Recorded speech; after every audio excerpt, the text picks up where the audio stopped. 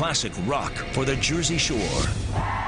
Welcome to the Gateway Toyota Coaches Corner, powered by Gateway Toyota, Route 37 East in Toms River. Get it all at Gateway. Kevin Williams, Ed Sarluca, and Bob Batters talk Shore Conference High School football on the Shore Sports Network.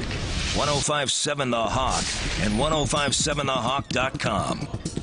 And a good Wednesday evening from the Office Restaurant and Lounge in Toms River. It is the Gateway Toyota Coaches Corner, powered by Gateway Toyota, a proud member of Penske Auto Group and dedicated to providing the best customer service at the Jersey Shore. Kevin Williams, Ed Sarluca, Bob Batters. We get you set for Week 7 of the high school football season in the Shore Conference. Hard to believe it, but only 2 weekends of games left in what we'll call the regular season, sort of unofficially, before the playoffs begin. We had a big weekend last week with some interesting matchups. We'll certainly talk about that. We'll spend a little time towards the end of tonight's show trying to dig our way through the complicated new playoff situation and look at the teams that look like they're in, may be in, may not be in, whatever. 105.7 The Hawk.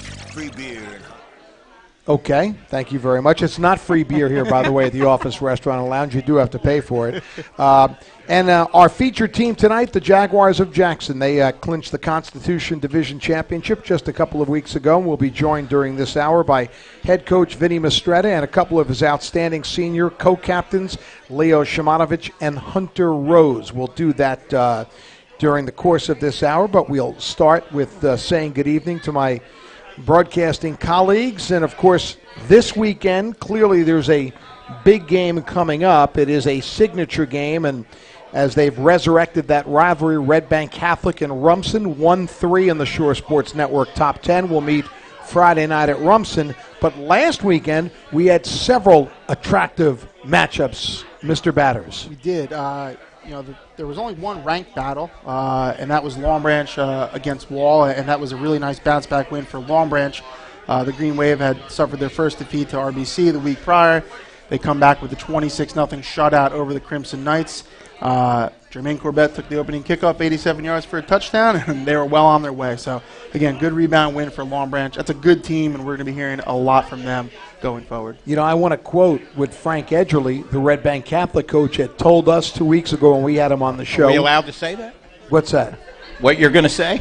I'm not going to say what you think I'm going to say. Okay. I'm the controversial one. I'm trying to follow up on what Bob said, that they're a good team. Frank Edgerly told us, I don't think Long Branch loses another game this year. That's what I was going to say. And he had, of course, had just beaten them, but had a very high opinion of Danny George's Green Wave, and, of course, a methodical, impressive win over Wall, and they are a formidable opponent the rest of this football season, no doubt about it for anyone. Well, they'll be tested in the next 2 weeks because they play Manalapan and then Brick Memorial in the next 2 weeks. Absolutely. Before the playoff. 2 tough teams, which will give them loads of power points as well as good, play on the field. Yeah, we're going to see from Long Branch the rest of the season, those 2 non-division games, and then again, we don't know for sure how the playoffs are going to fall, but the way the Central Jersey Group 4 bracket will probably break, you're going to have 6, maybe 7 Shore Conference teams in it. So, again, we're going to see Long Branch against some familiar faces. One of them, it could be Jackson, team we have here tonight. So I think it's going to be fun. Certainly when the year is over, we'll know where Long Branch stands because they will have played enough Shore teams to give us that outlook.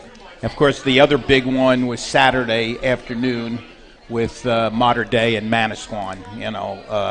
Pretty convincing, Bob. You were there. Certainly. And, going to that game, both Mater Dei, which is our number 2 team, and Manasquan, which was number 6 and holds there this week, were undefeated. So from that standpoint, you said this could be a good game, but I think everyone kind of knew the potential was there for Mater Dei to win in blowout fashion, and they did. They were very impressive, more so on the defensive side. I thought Manasquan's defense really had periods where they played well, had some hits behind the line for a loss, and played tough. Manasquan played tough, but that Mater Dei defense just gave Manasquan no room to breathe. They couldn't move the ball at all. Scooby Tuttles had a late, about 40-yard run, and that was the bulk of their offense, really, for the game. Shataz Salah, Boston College recruit at linebacker, had a pair of sacks. Isaiah Henderson, another Boston College recruit, had a big game. They are talented at all levels on defense. They've only allowed 29 points in 7 games this season. That's a conference low. And offensively, again, Malik Ingram to me right now is the best running back in the Shore. When you add in Rob McCoy, a quarterback who transferred from Camden Catholic, that offense is scary. They have a receiver in Isaiah Alston, 6'4".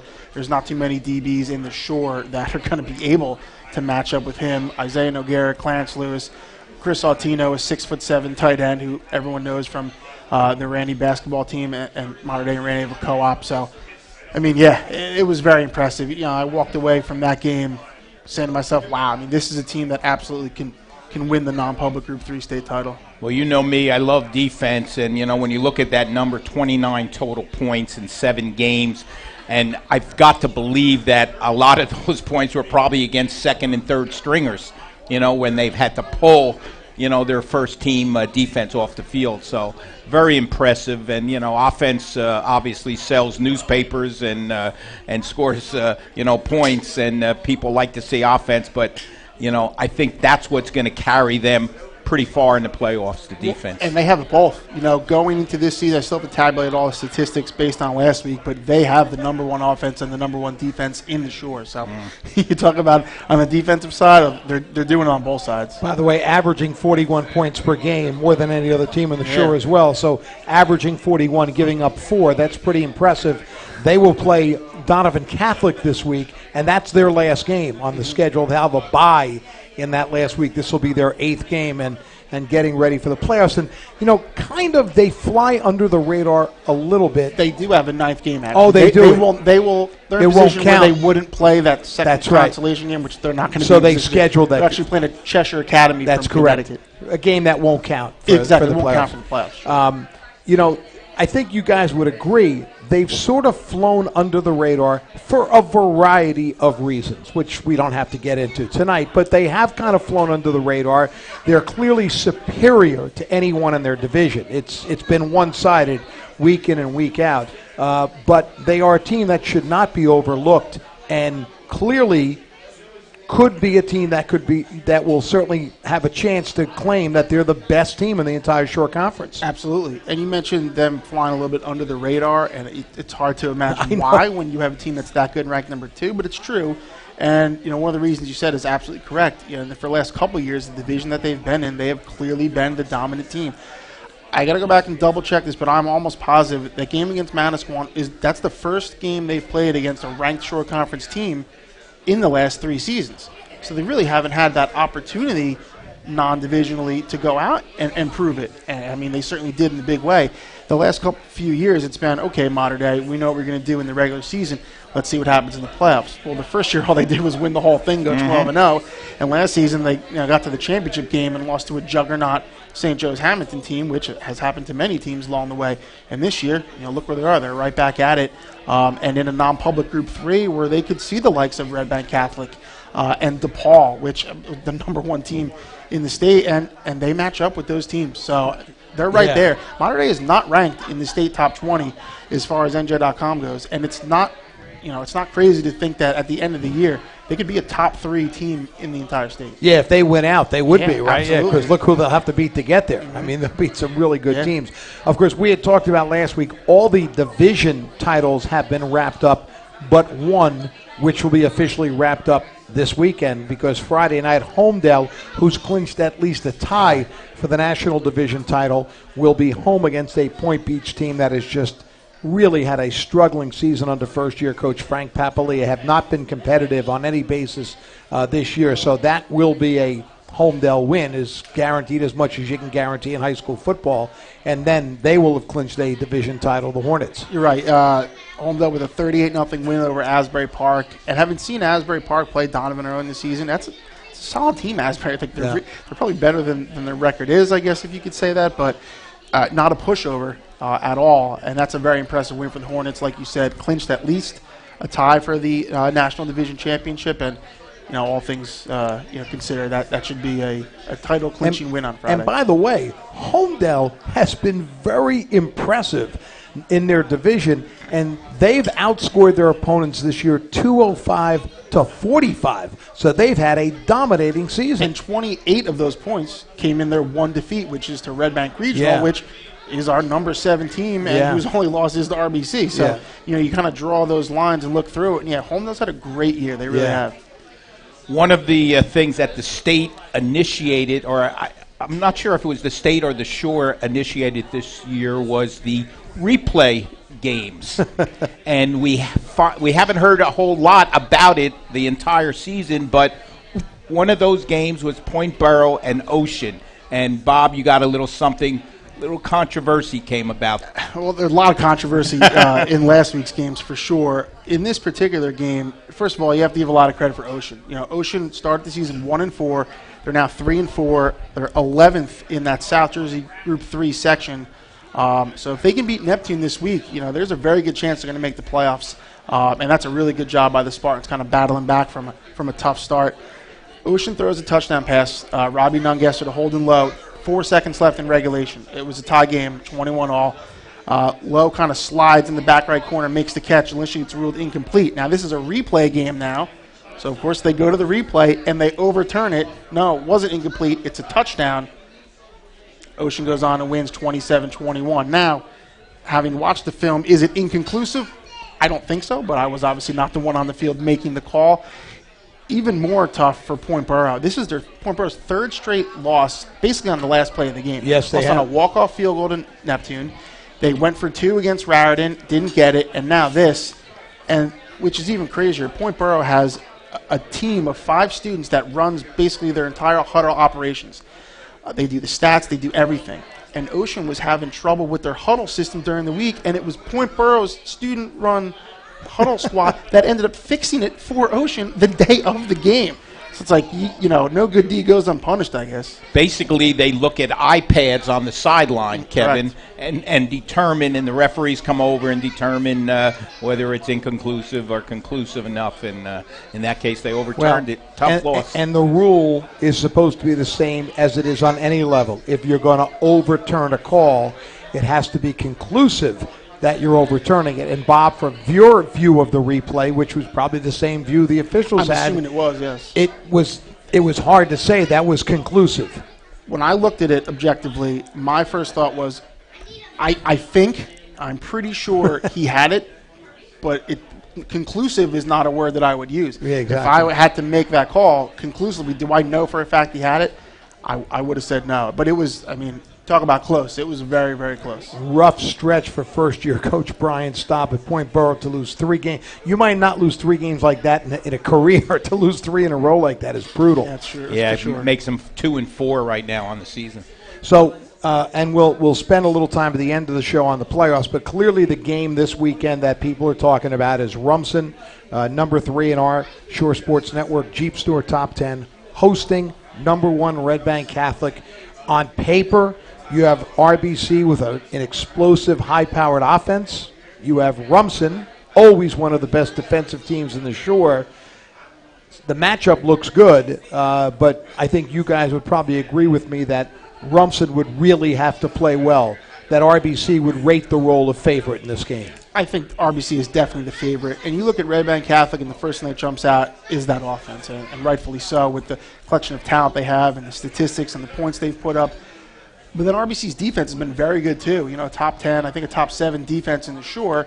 You flip that around, Rumson known probably more for their defense, and they've been great. And, again, you flip it around, and their offense has been a top 5, top 6 offense in the Shore, putting up, close to, 35, 37 points a game. So both teams' strengths, are excellent, and not their weaknesses, but the other side is pretty darn good, too. And one of the marquee matchups of this weekend, clearly, is an old-style Class A South football game, Jackson and Brick. These teams have played so many close, low-scoring, meaningful games over the past few years, and there's another one set for this weekend. It's a non-division game, and we're going to get into that with the Jaguar coach, Vinny Mistretta, right after this. We'll take a brief timeout. You're listening to the Gateway Toyota Coaches Corner on 105.7 The Hawk.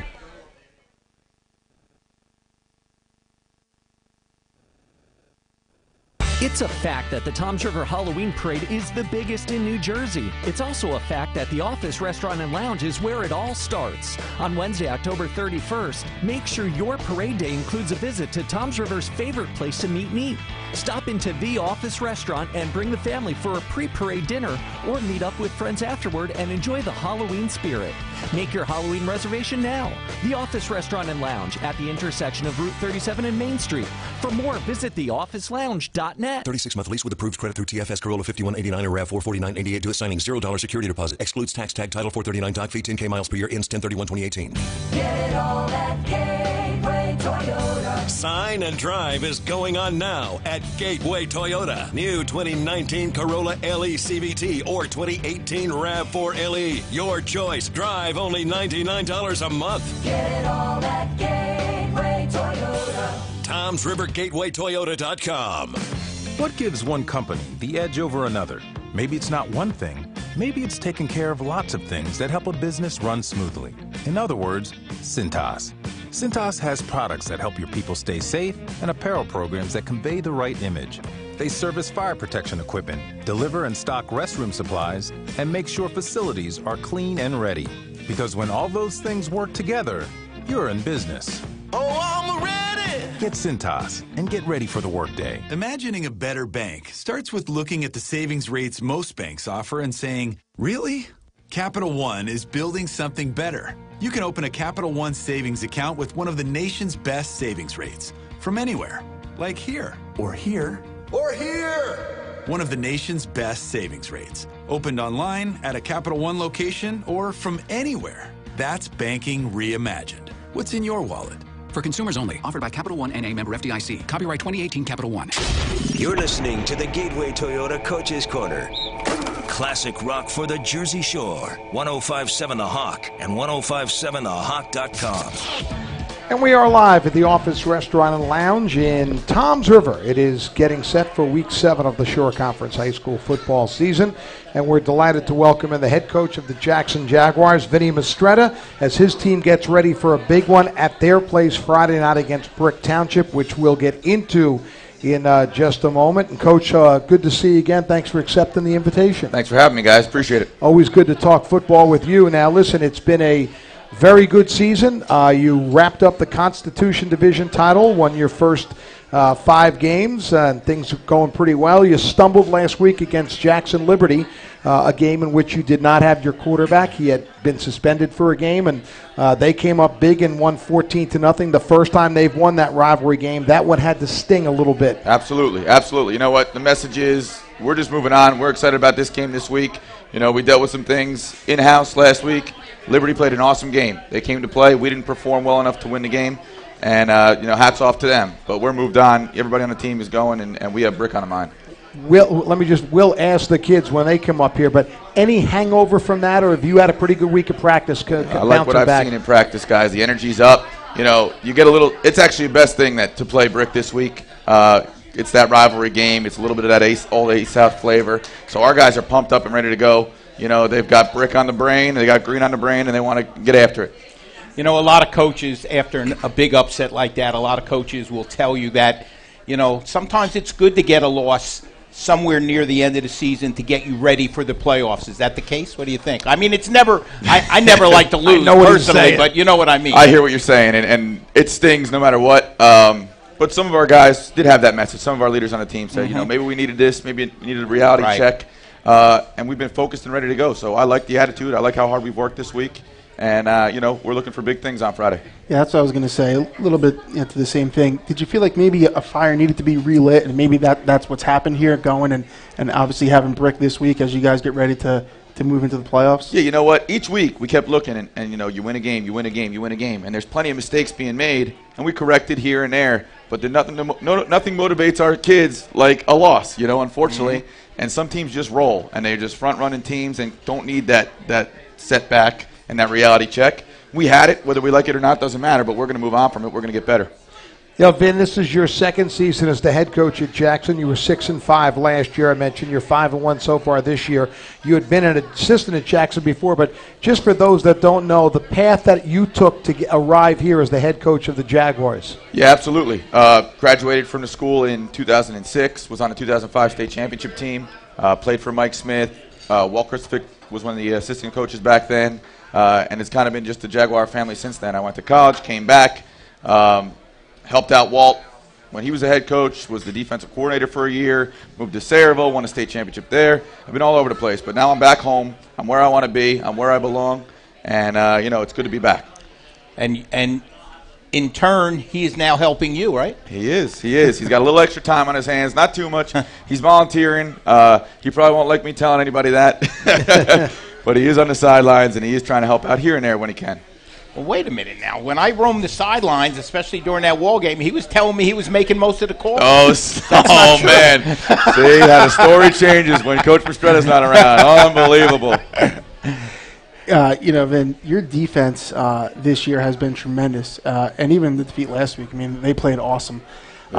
Defense has long been a hallmark of Jackson football, and this group that you have has kind of done that pretty much every game this year. What characterized this group and the way they've been able to play this year? It starts with guys like Mike Smith and Walt Christofic, who set the tone for the past 20 years, running this defense and running a certain way, and the energy that we play with, flying around, and I continued that and bought in. I was only an offensive player in high school, focused on offense my first few years of coaching, and came in, and Walt needed help with the D-backs, and I took it and ran with it. And our guys, you see a lot of these teams who are spread now, want to throw the ball around, and everybody wants to touch. Our best players want to play defense and focus on defense, and sometimes we have letdowns on the offensive side of the ball in practice, and I go, guys, we have to score. I love that you love playing defense. We got to score, and you got to focus and give Coach Anderson the same amount of attention and energy that you're giving me. Let's go. That is a different problem in this day and age, for sure. Absolutely. We're shocked by it sometimes. You are, I would describe you as a little bit of an old-fashioned throwback team. We had the pleasure of broadcasting what were your first two games of the season, a 14-0 win at Southern, and then a 12-6 overtime win at home against Wall, in which your defense both weeks was superb. And you've been that way all along. Even last week, really, your defense didn't give up any points. A couple of interceptions, one run back and one set up the other score. Mm-hmm. Do you like the fact, do your guys love the idea that, they're a hard-nosed, old-fashioned, probably not going to win too many 41-38 games kind of group? Well, I love it, and I appreciate it, and they seem to buy into it. They tell me they love it, and like I said, our best players want to play defense, so I think they understand that. And in a world, in a day and age where everybody is spreading the ball out, we want to come at you. We want to be hard-nosed. We want to be downhill because teams aren't seeing it and they're not used to it. And now where the spread and the option was the rare thing and that caught teams off guard, now how are you stopping power? How are you stopping a team running downhill? How are you stopping or how are you moving the ball against a great defense that cares about the right run fits and the right coverage and the rotations, And it's a problem that many teams aren't seeing. Well, you certainly have a tandem to carry on that philosophy in Will Towns and Leo Simonovich. Talk a little bit about the double barrel, rushing attack. We have the guys. We have the horses. And the guy, Steve Rodriguez, who unfortunately was injured early in the year, right. He was a guy who was splitting carries with Leo last year and could step in and make this a three-headed monster. Mm-hmm. So we've got guys in the backfield. And without those guys, you can't do what we're doing here and keep those guys fresh. And Leo will probably tell you he'd love to tote the rock 35 times a game. But I also think that he runs better when they can split carries, and Towns brings a little something different, and Leo does certain things well that Towns doesn't do well. And having both of them, kind of a yin to each other's yang, is really making us a better team overall. Yeah, it's going to keep them fresh for 12 games. That's Absolutely. For sure. And that's what matters. We want to be playing in that last game of the year. And I just want to jump back to the defensive side. You have a lot of very good individual players on the team, which of course collectively makes a great unit. Mm-hmm. One player that stands out every time I see you guys, one reason is he's 6'6". The other reason is he seems to live in the backfield, and that's Colin McCarthy. What is it that makes him such an effective player that just he lives in the backfield? I feel like every time I see your stats after the game, he has at least 3 tackles for loss. He's unbelievable. He's got 24 tackles for loss on the season, I think, right now, which is just incredible. And he's only got about, teams aren't really running to him. You see that dude, and And you see Hunter, who you'll talk to later, on the other side, and Hunter's not an imposing guy, but he's got a ton of plays that he's making too on the other side of the defensive line. But Colin, resets the line of scrimmage, and he's 6'6" with a 7-foot wingspan, and you can't run around that dude. And he's always coming forward and always attacking, and he makes plays when guys are running at him. And we have guys that can complement him on the other side of the ball, and that's what really helps us on D. Yeah, and he was our player of the game in the Wall game, and interviewed him afterwards. And of course, that was a grueling overtime game on a muddy kind of track. I mean, that was his old-fashioned. That could have been 1955, that game. Yep. And Ed was trying to get something out of him, and he kind of just doesn't give you much. He wasn't all that excited, and he just said, "I went out and did what I'm supposed to do." Kind of. He's so all business all the time. And that's Colin. And he's got a little goofy side that we see sometimes. But on the football field, he's going to work, and he's trying to, just be the best player he can be. And he's serious, and he knows what he's got to do, and he does his job. Clearly, if that was a replay game, like we were talking about the Ocean game, he would have won the game for you, because the scoop and run in for the touchdown right near the end of that game was definitely a touchdown, right? We have the same opinion, right? Ed talked about your rushing attack, and certainly that's the bread and butter of your offense. How have you guys tried to, complement that? Which you're never going to be let's drop back and throw the ball 25 times a game team, but obviously you need to have that element. Has that probably been the process offensively, at least, just trying to find that complement there and consistently making teams have to worry about that and not stack the box? Listen, we may get to a point where we have to spread it out and chuck it, and we've got 5-6 receivers that we love also that can really do the job. And John Gigna, or Lonnie Sobolski, whoever's behind center, can also throw the ball and do the job there. So we can throw the ball. We just haven't really had to. So, and our quarterbacks get frustrated sometimes turning around and handing the ball off 30, 40 times a game. And they think they can make plays too on the field. But, we do what we have to do to win the game. And sometimes that's just hand the ball off and keep just pounding it for 4 or 5 yards. Coach, you're facing a Dragon team that had some problems offensively, but they seem to have straightened it out last week, and they were firing on all barrels last week, scoring 40-plus points. Tell us a little bit about the Dragons. Man, they're a good football team.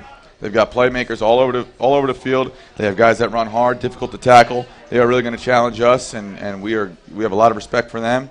And we're working day and night, all hours of the day, to try to get a scheme going for them, and we'll see what we can come out with on Friday. But they're going to be very tough to stop.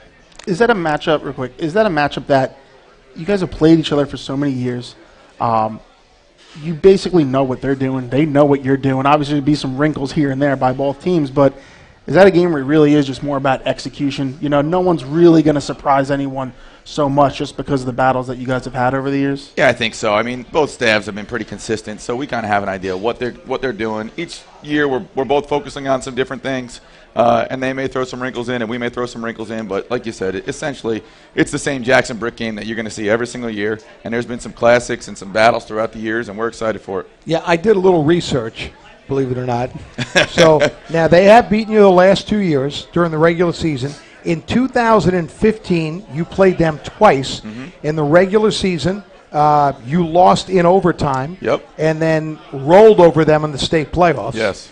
The year before that, you played them twice, lost 2-0, a game we broadcast in the worst Friday night ever to do a football game. You thought our Wall game was the worst field. Oh, boy, oh, boy. That's true. And then got a little revenge on them in the playoffs. And then in 2013, you beat them 9-7. You guys have had, ridiculous throwback defensive-minded games, and something tells me it might not be all that different Friday night. You know what? I'm expecting the same thing, and each one of those games holds a place in my mind and a place in my football career.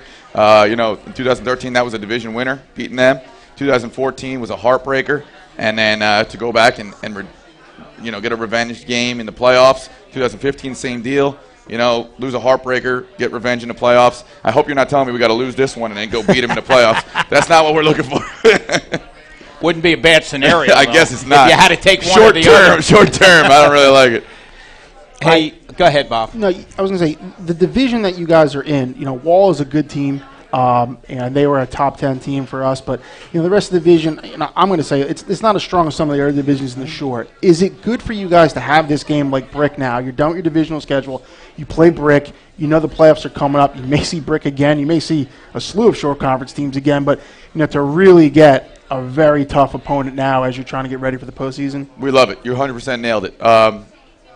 We couldn't control our division, and there was some tough teams and some tough games in there, but this is Brick Jackson. And then next week we got Freehold Township, who's beating people, and surprising some people. So that's another good football team. So hopefully we can, play 2 tough games. This is playoff season, and we treated last week like the playoffs too. We knew Liberty was going to give us a great game. So right now, every week is just you can't let up, you can't under-prepare, you can't take anybody lightly. You got to go, and every day is a work day. We're talking to Jackson Jaguar head coach Vinny Mistretta. Coach, I got one more for you, and that is the playoffs, which I would think after 6 games in the past, you probably had a pretty good idea of, okay, we're going to play one of these two, maybe 1, 2, or 3 teams. Now, the new format this year, as it sits right now in South Group 4, where you are the number 9 team. Right. 16 total teams will make the playoffs, and then they'll divide it into South and Central. You would likely end up in Central, and there'll be a lot of familiar faces. It's like a Shore Conference tournament. Awesome. Are you able to do what you would normally do this late in the season in terms of scouting possible opponents, or you almost have to wait and see? I mean, we got to scout 8 teams, 8 to 9 teams. We're going to know our section, but just look at our last week's game. According to the power index, we were supposed to beat Liberty by 35. We lost by 14. So imagine the drop that we had last week with a 50-point loss according to their rating system or whatever. So now if another team, slips up or another team beats somebody by that margin, somebody can jump from out of nowhere with the power index. So you really don't know. And, it's hard to predict, but we've got 8 or 9 to 10 teams that we kind of think might end up in Central. And we got to try to figure out who we can get some film from or who we can go scout. And, it's tough. We have no idea. Well, one thing we have an idea of is, and that is we always love talking football with you, and we love watching your team play. You guys play hard-nosed football. We appreciate you coming down and spending a little time with us a couple of days before a big game. And as always, we'll wish you all the best the rest of the way. I appreciate it, guys. Enjoy it. All right, Vinny Mistretta, hang on one second. We'll take a break. We'll come back, and we'll be joined by Leo and Hunter right after this. You're listening to the Gateway Toyota Coaches Corner on 105.7 The Hawk.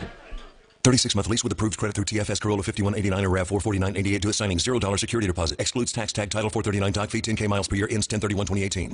Get it all at Gateway Toyota. Sign and Drive is going on now at Gateway Toyota. New 2019 Corolla LE CVT or 2018 RAV4 LE. Your choice. Drive only $99 a month. Get it all at Gateway Toyota. TomsRiverGatewayToyota.com. It's a fact that the Toms River Halloween Parade is the biggest in New Jersey. It's also a fact that the Office Restaurant and Lounge is where it all starts. On Wednesday, October 31st, make sure your parade day includes a visit to Toms River's favorite place to meet. Stop into the Office Restaurant and bring the family for a pre-parade dinner or meet up with friends afterward and enjoy the Halloween spirit. Make your Halloween reservation now. The Office Restaurant and Lounge at the intersection of Route 37 and Main Street. For more, visit theofficelounge.net. Filling an opening at your company means more than just finding an employee. You're looking for a fit, a match. Robert Half understands that. We know you need someone who can do the work, someone who complements your culture. And of course, you need that someone fast. When it all comes together, it makes for a perfect fit. Satisfaction guaranteed. Robert Half, the matching experts in accounting, finance, IT, legal, marketing, and administrative staffing. Visit roberthalf.com/radio for more information. Get to JCPenney's Super Saturday Sale with night-to-day doorbusters from Friday 3 p.m. to 1 p.m. Saturday. Shop select $12.99 sweaters for her, select $6.99 kids long-sleeve graphic tees, and select $17.99 denim for him and her. Plus, get an extra 50% off already reduced Final Take clearance prices and an extra 20% off with coupon any way you pay. JCPenney, style and value for all. Coupon and clearance valid 10/11 to 10/13. Doorbusters valid 10/12 to 10/13. Select times only while supplies last. Coupon required. Conditions and exclusions apply. See store or jcp.com for details. You're listening to the Gateway Toyota Coaches Corner. Classic rock for the Jersey Shore. 105.7 The Hawk and 105.7thehawk.com. Back here at the Office Restaurant and Lounge in Toms River on the Gateway Toyota Coaches Corner, talking Jackson Memorial football this evening. Just got done with head coach Vin Mistretta, and right now joined by 2 of the Jaguars' senior co-captains, running back Leo Shimonovich and defensive end Hunter Rose. First of all, welcome, gentlemen. Thanks for joining us today. Thank you. I'll get this out of the way because I'm sure you guys don't want to talk about it. You probably assume we're going to ask you at some point, but obviously the loss to Jackson Liberty last week was a stunning result from around the shore. I know you guys have talked about it within, and I know every team has that 24-hour rule. What did you guys do personally, first of all, and as a team to just, talk about it and then move on and try to get ready for Brick? And I'll start with you first, Hunter. Well, personally, I think at 24 hours I took, and then I was just ready to move on, focus about Brick, and I took it as motivation, really, for this week because that's what I really care about. And Leo? It's obviously a tough loss. Nobody likes to lose, especially to your crosstown rivals. But I guess now you could call it a rivalry because they won. But, definitely the 24-hour rule is definitely a big thing. The night of the loss, you dwell on it, and you just got to focus on what to do next week to bring it back up. As two of the captains of the team, okay, it's your job. The coaches could say only so much, but it's your job to get these kids back up. Who was the most difficult to get back up? What do you think? It's really like the whole team. It's more like an even. No one's really like difficult because everyone really like listens to what coach and the captain say because they have to listen to them. And if they don't, then I agree. I think they're all ready to move on. Use it as motivation. You guys, and we talked about this a little bit with Coach. You had the game against Wall, the overtime game, hard-fought battle, 2 top 10 teams. Kind of rolled through the rest of the division, and it was a division that was pretty top-heavy. You guys and Wall and the rest of the teams, I think Lacey may have a winning record, but, it hasn't been competitive throughout. When you get a result like last week, do you think that's kind of relit a fire under you guys, and did you maybe need that? I think we definitely needed that to kind of humble us and show us that we're not perfect and get us ready for this week. Colin up front, okay? I interviewed him after the game because he was our player of the game, right? The Wall game, right? You're talking about? The Wall game, yeah. I think I got 3 words out of him, during one question. Yeah. I said, is anybody not afraid of this kid or what? He's a big guy. He's a scary dude. Is he that serious on the field when he's playing? When he's playing, definitely. He's always got to have his game face on. But afterwards, what about him? Good guy? Good guy in the locker room? He's got a soft spot. Okay. He's a big teddy bear when you get to know him. I don't know about that. And I'll keep it on him because we mentioned him, with Coach Mistretta, and obviously you guys have a great collection of players on defense, and certainly he's one of them. What is it, and you play on the same line as him, when you have a guy on that side who, as Coach said, he's got like a 7-foot wingspan, he's a 6'6" kid, how much do you see that just alters what teams do and it kind of funnels guys different ways? It helps you kind of do things on your end. The linebackers are kind of free. When you have that one guy in the line that can affect things, that can only help a defense. Yeah, it can only help is really right, and they try to really play around Colin, but I think we take care of it, both sides of the line, and with the linebackers as well. And when you have so many other good players, your linebackers are great, your secondary is very good, the rest of your defensive line is good. And I think that's why your defense is so good. Obviously, it's not just one guy, but when you have that effector who's kind of funneling the play to a whole lot of other pretty good dudes, is that what makes you guys such a good defense, that there is so many different players who can chip in, in any given game and kind of have that turnover, have that sack, or make that big play? Yeah, it's not just one guy. Colin gets the edge, he steps up, someone else makes a stack, but all together as a whole, I think he helps, and we help finish the job if he doesn't finish it himself. Leo, new alignment in the Shore Conference this year, a lot of different new teams for you guys to play. What was that like when you heard about, hey, what do you mean we're playing Wall, we're playing Marlboro, teams that, you may have heard of but never played? It got me. I don't know about the rest of the team. I'm sure it's more of the same. But it definitely got us excited to see some new faces. Because, seeing some of the old faces, it gets kind of old, but seeing new faces, and at the end of the day, it's still football. We're still Jackson football, so we're still going to play hard. Yeah, so what they did was they gave you some new teams in the conference. Not lucky, but great to hang a banner up in the gym, right? Another banner, so that, believe me, there's nothing like coming back to the school 10 years from now and seeing that championship banner up there in the gym because you know that you were part of it. and that was very important to you, right? Yeah, Yeah, of course. definitely special. Yeah, that Jaguar tradition is, it's big and it runs deep, it runs long. Sure is. My dad graduated from Jackson back in the 60s, and he still talks about it, even though they weren't really that good when they first started. But, growing up and getting ready to play for the high school team, and I'll start with you, Leo. I was talking to a Shore Conference coach this season and talking about the style of offense they run. He said, look, we do this because coming up through Pop Warner, you're always going to have kids that want to play running back, and you're always going to have linemen. And you're a running back, and I'm sure from the time you were little, you kind of envisioned, hey, I'm going to be a running back one day, for Jackson. How cool is that to, have been there your second year as a starter, you're a senior captain, and, you're toting the rock for the black and red? It's definitely fun. Ever since I was young, my brother was on the team when I was growing up. So, seeing him and watching the games, it definitely got me, motivated. Work hard as a youngin', and you'll definitely get what you want, when you actually get up on the team. You really stepped it up last year in the playoffs. That's when everybody sort of said Leo Simonovich, he's back, he's only a junior. And we did your Brick Memorial playoff game, and you had a tremendous game. You might even, were you a player of the game in that game?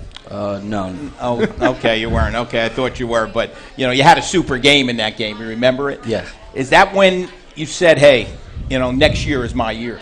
I tried saying it last year. Last year was my year, and now coming up, it was my senior year this year. So I figured, I got to step up. I got to be the leader, and I got to get things done. So it definitely was really big to say, this is the year for me. And Hunter, kind of same thing as Tim. As a senior, you grow up, you prepare yourself in your mind when you're a kid. I want to play for this program, and it's great that we have high schools in the Shore. The tradition still means that in a lot of these towns. What was that journey like for you, and to get to the point now where, again, you're a senior captain for a team that's a division champion and certainly has hopes of winning the state title? Yeah, well, I came into it watching guys like Tyler Towns, and those guys were like my idols. I wanted to be them.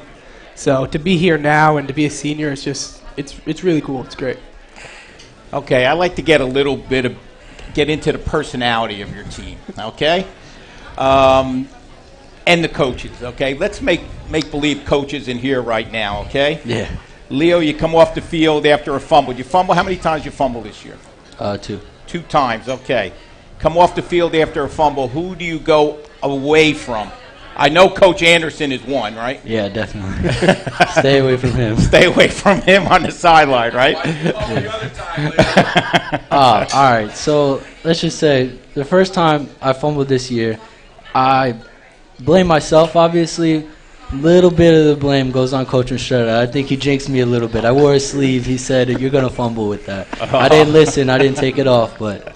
that's my fault. And where's that sleeve now? That sleeve? Oh, after fumble, I took it, I threw it. I threw it off the field. That thing's out of there. Hunter, pasta parties during the week for Thursday night? Yep, I'll be there. 2 plates at least. Who's the guy that you don't want to get behind because there won't be anything left? Oh, that's obviously Coach Anderson again. I mean, he's a big I was actually thinking of a player. Oh, okay. Well, Colin McCarthy, he can put some plates away and eat some, and some of our linemen definitely can chow down. I was going to say, seeing your team this year and just knowing Jackson in the past, I don't know if you want to get behind anybody. You better be first, 10 guys in line, right? Or there's no food left, or you just guys have to just make extra. Well, with Colin's reach, he could reach right over me probably and grab that plate. So, okay, Kevin always likes to ask, who's the funny guy on the team? Who's making you laugh? There's a couple guys. There's definitely a couple guys. Christian Pallone, Tom Pallone's brother from last year. He's always trying to crack jokes. He's funny. I think the funniest lineman up front for me is definitely Sean Laverty. Sean Laverty, he could always make you laugh. Oh, yeah. And I'd say one that's an underclassman. He always gets after me and Hunter because we're really close to him. But Jared Pittman, he's very funny. And who's the guy you got to tell shut up in the huddle? I mean, keep quiet. We're running the show here. Jared Pittman, definitely. And I think we've established that Colin is the serious guy. So you're not aside from Colin, who's the guy where you got to maybe kind of get him to relax for a minute and go, hey, come on, have some fun. Yeah. I don't know. That's tough. That's tough. Nick Ford's pretty serious. Yeah, Nick Ford's definitely serious. Sean Sharrow, our center. Yeah, Sean Sharrow's he's a serious guy. Yeah. Okay, guys, seniors next year. playing football? Hunter? I'm not really too sure yet. I'm focused on this Friday night. That's the big thing for me. So we'll see after that. Would you think about playing? I would definitely think about playing. Leo? I mean, ever since I was younger, I was always watching football, and football is the one thing I love. So I would really like to play at the next level. That'd be a big dream of mine. And Hunter, you talked about your focus, being on Brick, and here we go. Brick Jackson, you guys have had some epic battles over the years. Kevin chronicled that before with Coach Mistretta. How much are you guys looking forward to that game? And also, too, coming off a loss, when you have, the Dragons staring you in the face, I'm sure it was, kind of pretty easy to turn around and start getting prepared for that game. Well, I can tell you Thursday night I'm probably not going to be sleeping a lot. I'm so excited. I'll be up on my huddle, watching film, getting ready for it. So I'm definitely pumped. Yeah. Go ahead. Sorry. Go ahead. I was going to say, ever since the season started, we see the A South. Someone from A South, so it was Brick. We've been looking at this game since the beginning of the season. Sure. Yeah, they gave you a new schedule with the alignment, but then they said, but in the playoffs, we're going to put about 7, shore conference schools, most of the guys that you've played a few times in the last few years, the Bricks, the Brick Memorial, Long Branch, teams like that, Freeholds, Middletown Souths. That's going to be that's Group 4. I assume it's going to be Central Jersey Group 4. Yeah. It's going to be a good one. Yeah, we're definitely looking forward to it. For sure.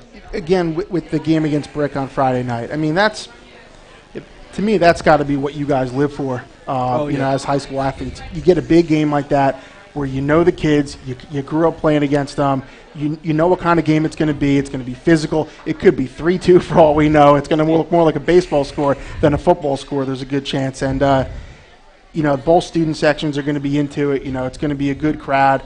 Yeah, how much fun is it playing in a game like that where everything's on the line in terms of what the game means, but the communities and the fan bases are so into it? I think it's one of the greatest feelings in the world. Having everybody there, big rival Brick. We don't like them. They don't like us. So I think it's pretty exciting.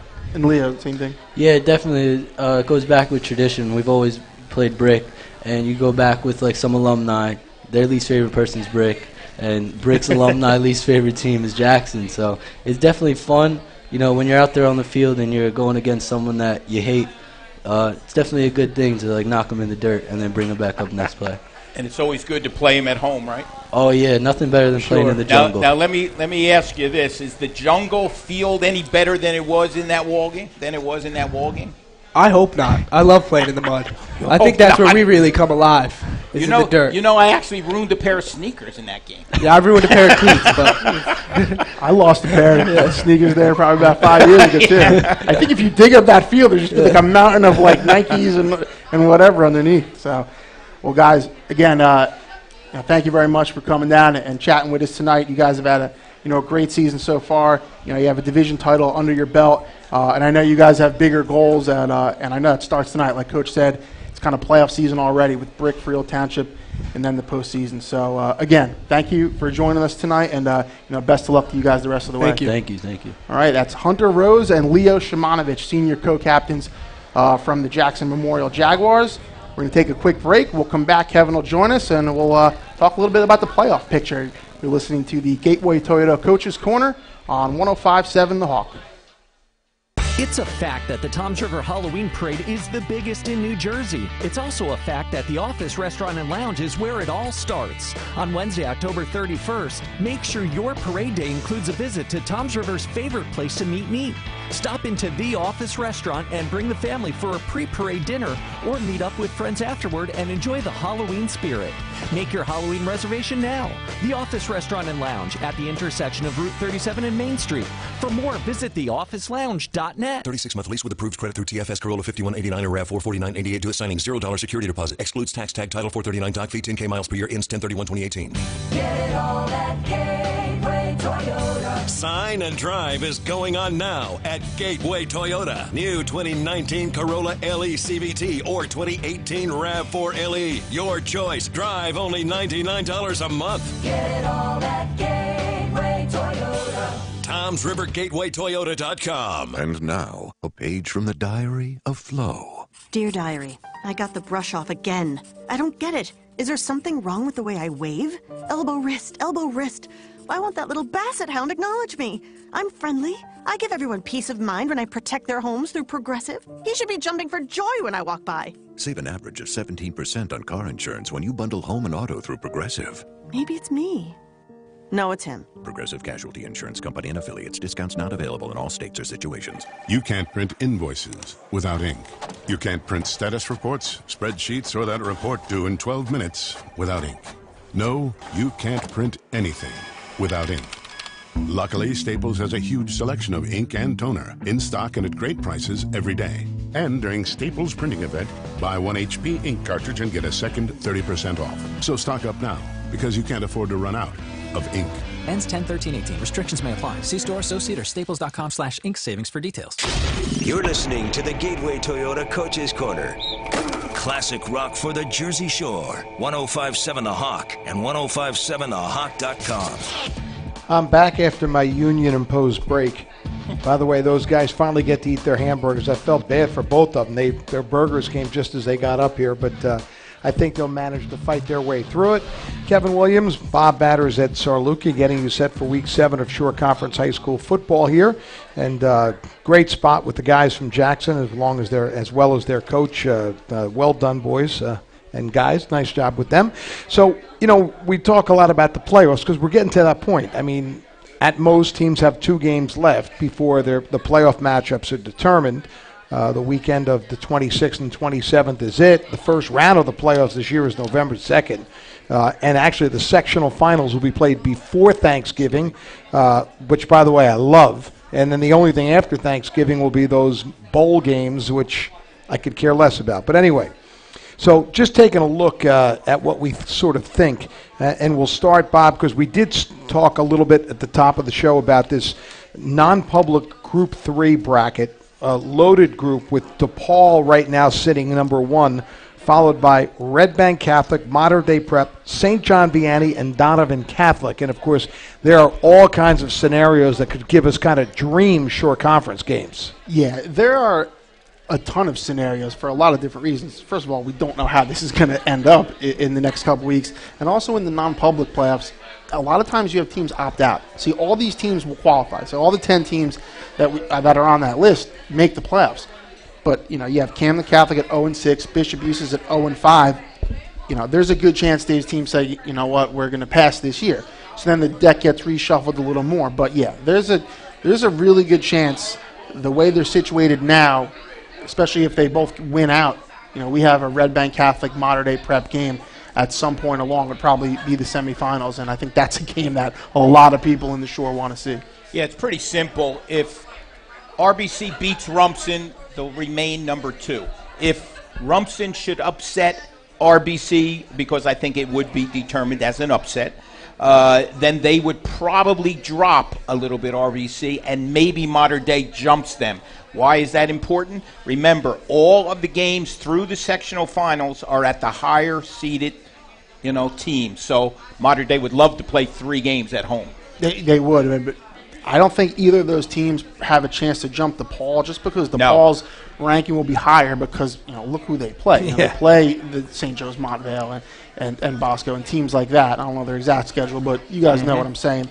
So the road will probably run through DePaul, but, yeah, if you're talking about a semifinal game, you want that game at home. The Casey's who wanted that Camp AC, Mater Dei would like to have it up in Port Monmouth. All right, right now, if you look at South Group 5, and by the way, these groups, 16 teams will qualify, and then they'll split them into 2 8-team divisions, which will be Central and South. And it's based on geography, but looking at South 5 right now, you'd have 3 Shore Conference teams if they were starting this week. Manalapan at number 7, Toms River North at number 10, Freehold Township at number 13. This is a tough section, though, for any of those teams to go far. Wouldn't you agree? Yeah, I think those 3 definitely probably will make the Central Jersey group there. Manalapan, an excellent chance to sneak in there with a high seed in Central Jersey, and maybe, Bob and I were talking before the show, Kevin, each year Manalapan's always picked to win it. This is the year they're going to do it. This is the year they're going to do it. They've won 1. Maybe this year they don't expect them to do it, and they do it. just going through and looking at the 16 and marking off the obvious, well, this is clearly a South Jersey team, this is clearly a Central, and where it falls out. You probably have, right now, Manalapan would be the 3rd seed in Central Jersey. Toms River North would probably be a South Jersey team. The 7th seed, Freehold Township, would be a 6th seed in the Central Jersey section. How that ends up, again, no one has any idea. But you're right with Manalapan. Manalapan and Toms North are very similar teams. Manalapan has lost 2 games by combined 4 points to Toms River North and to Middletown South. Toms River North has lost 2 games by combined 3 points to Middletown South and the Freehold Township team, which, again, is on this list and has had one of the more, bizarre seasons, because you look at their point differential and then you look at their record, and it kind of doesn't make sense week to week. But, Manalapan and Toms River North, I think, would have the tougher road in South Jersey 5. Traditionally, those teams that are in there, you look at that as one of the best brackets in the state. In Group 4, where we mentioned Jackson sits, right now, if the playoffs were starting, you'd have Long Branch, Middletown South, Brick Memorial, Freehold, Jackson, and Middletown North all in the playoffs. And how about that? And that is where you really see the strength of schedule make a difference, because Middletown North was number 16 last season with 0 wins. Now they beat Howell. They finally get a team that is outside of that Colonial division, which has just been a slugfest all year. They win 43-2. They jump up number 13. All those teams would be Central Jersey group teams, almost certainly. And again, as we talked about with Coach Mistretta, that is going to be almost a mini short conference tournament. We're going to have that one out of area team in there. And it is possible, the way the state has set it up, that some of those schools could possibly move to South Jersey. It could happen. They said they will get the best 8 teams in each category, and that may involve moving some of them to South Jersey, which isn't as strong as Central Jersey. And if you're talking about that, just looking at the teams, the main candidates for that would be either of the Brick schools or Jackson. A Long Branch or Middletown South or North or Freehold. They're not going to move them down. No. So you're looking at those I'm teams. mainly talking about the Yes, Brick right in that 195 corridor. That could go either way. 2 other groups to look at in South Group 3 right now. Rumson is the number 1 seed. Red Bank, Homedale, Wall, Ocean, Raritan, and Jackson Liberty, again, starting today, would all be in. Absolutely. And Liberty, with that win, put themselves in where it's a realistic chance now. They play a winless Toms River South team this week, and then they play a 1-win coming into this week, Manchester. So Liberty's got an outside chance to make it. Rumson, Fairhaven, certainly the top there. Them and Somerville, look like they could meet again in the final. Wall's really that swing team. Wall's going to be a playoff team. Where are they going to land? Are they going to be in Central Jersey? They're going to be in South Jersey. It's no picnic either way. You're talking about Rumson, Somerville in Central, and Woodrow Wilson, or Delsey, which crushed Woodrow Wilson last week in South Jersey. So take your pick. And keep in mind that Rumson, even if they lose, gets 28 points automatically for losing to a Catholic power in Red Bank Catholic. Yeah, so that's certainly a beneficial game for the Bulldogs. Win or lose. Exactly, no matter what happens. And then you go to South Jersey Group 2, and it's just a duo. Right now, Manasquan sits at number 5. Point Borough at number 15. That's it for the Shore schools. Now, there's a couple other. I think the highlighter just wore out when you made the copy. Shore you know what? It did. I gave you the good copies. Shore is number 11. Barnegat is number 12. My apologies there.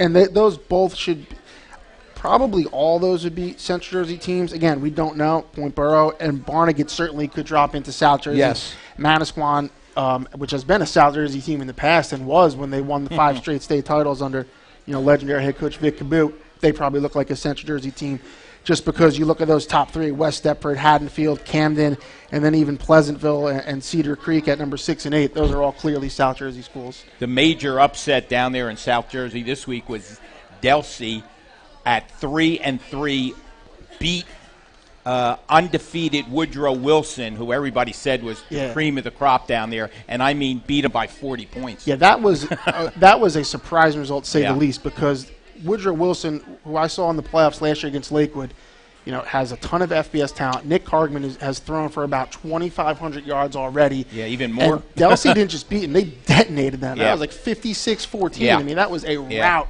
that nobody saw coming. Yeah. So, yeah, I mean, again, that's going to be a tough bracket either way. I talked to somebody that scouted that game. They got there in the middle of the first quarter. There were 28 points on the board. It was 28-0 in the middle of the first quarter. They thought it was a mistake. until somebody next to him said, no, Delsey scored 4 times. Yeah. Now, that's how everything sits today. I guarantee you next Wednesday when we talk about this, there's going to be a lot of differences. And that is maybe the biggest difference with the movement. How drastically it can change from week to week. And I will say, the first couple of weeks, we're looking at this and we're going, what is going on? We have teams that have no wins above teams that are undefeated, and what's going on? And all along we've heard, look, let the data play out. It will make more sense as it goes on, and it has. It certainly has. I'm definitely in the wait-and-see camp because until it's finalized, until we have the playoffs and play it out, we're not going to really know, how it works. So it's been getting better. And clearly, strength of schedule is being rewarded. Absolutely. Hugely rewarded, and there are some teams that certainly like that, and there's others go, hey, we can only play the schedule that's there, but there's definitely some teams that you look at have a winning record and are outside of that playoff picture. Should be a great football weekend. By the way, our Jersey Mike's game of the week on Friday night, the last of the 3 Toms River battles. It'll be North at East. We'll do that game.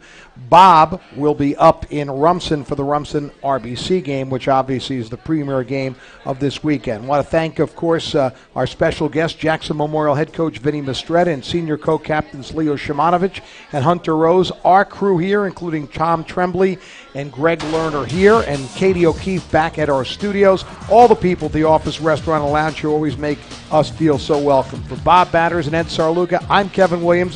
Thanks for listening, everyone. Have a good football weekend. You've been listening to the Gateway Toyota Coaches Corner on 105.7 The Hawk.